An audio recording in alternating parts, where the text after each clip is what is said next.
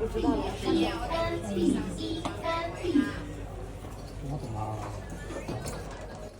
广州早茶，懂点门道的人喜欢去寻找那些少用预制菜、坚持现做现卖的茶楼。这样的茶楼大多没有分店，所以有点名气的都是人满为患。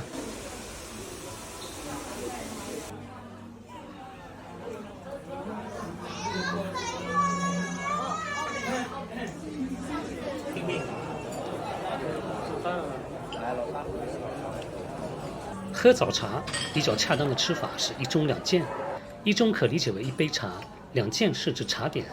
能吃的朋友最多加一件，再多点容易铺张浪费。现做现卖的茶楼上菜非常慢，喝1个小时的茶，等上茶点等了50分钟。你好，问一下，我这个做了吗？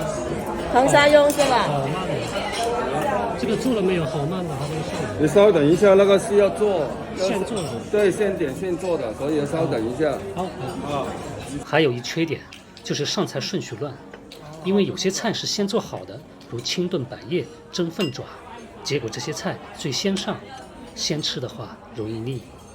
不过等茶点上来时，你会觉得等待值得，做得好的茶点是真好吃。永利的水牛奶蛋挞，奶香四溢又不会很甜。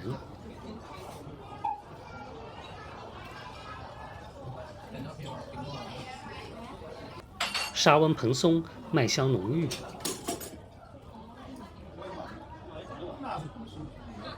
银灯的上菜速度也很慢，但尝过那些新式的茶点后，你也会觉得等一等也不为过。这个怎么会做的这么慢？这个正常来说是半个小时。现做的是吗？对，现做。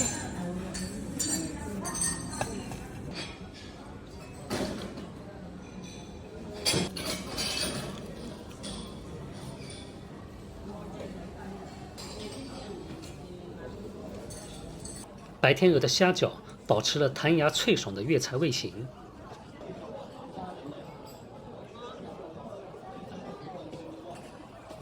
萨琪玛入嘴散化，香味引嘴。